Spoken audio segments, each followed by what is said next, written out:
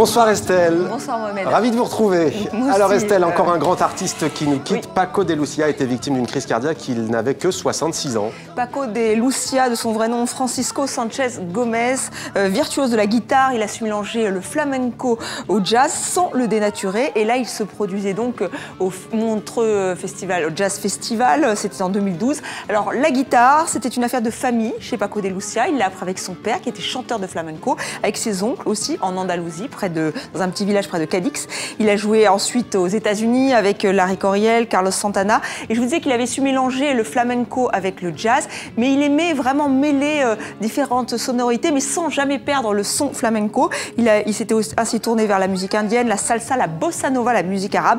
Mais il le disait lui-même, il est toujours resté fidèle au flamenco, au son flamenco. C'est un grand artiste qui est donc mort donc à l'âge de 66 ans seulement. De la musique toujours Estelle, avec du rock français. Alors là, on change totalement. Michel Cloudio, c'est ça? C'est ça, Cloup Duo. Alors Michel Cloup, ancien membre du Diabologum, groupe emblématique de rock français des années 90. Souvenez-vous, on en a parlé récemment avec la sortie du premier album de Fauve, oui. Un collectif, un groupe qui s'est beaucoup inspiré, enfin qui s'est entre autres inspiré de Diabologum. Mais Michel Cloup, lui, a choisi de tracer la route seul, ou presque, en duo, avec Patrice Cartier. Alors ils viennent de Toulouse, c'est une scène rock importante aux États-Unis, en France. Leur dernier album, Minuit dans tes bras, vient de sortir. Il a été écrit sur la route, 2 ans de tournée. Alors les mots de Michel Cloup, vous allez les entendre, sont simples, directs. Les questions de couple, de famille, de doute, ça arrive, et aussi d'évidence. Alors notre duo de franche connexion, un duo TV5 Monde, Claude Vitiglio et Denis Verloès, ont rencontré Michel Cloup et son alter ego.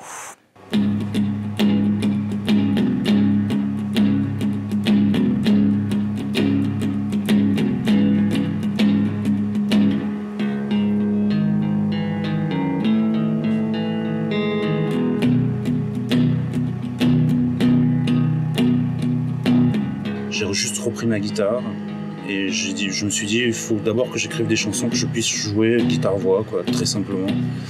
Et après on travaille avec de la batterie, quoi. Les enfants, les amis partis, une fois la maison vide.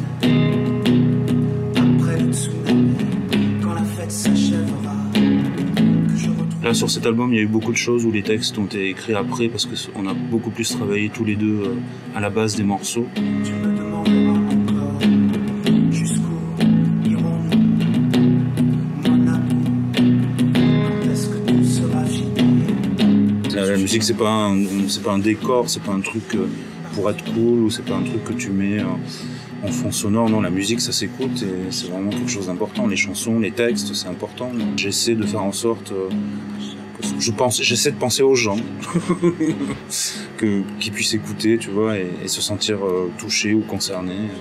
Alors oui, évidemment aujourd'hui ça touche plus des gens de mon âge que des jeunes, quoi.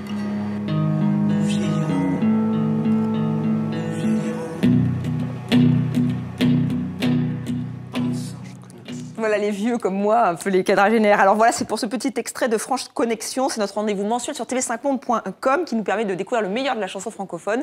Et vous pourrez donc voir ou revoir l'intégralité de cet entretien, mais aussi de la session qu'ils nous ont accordée.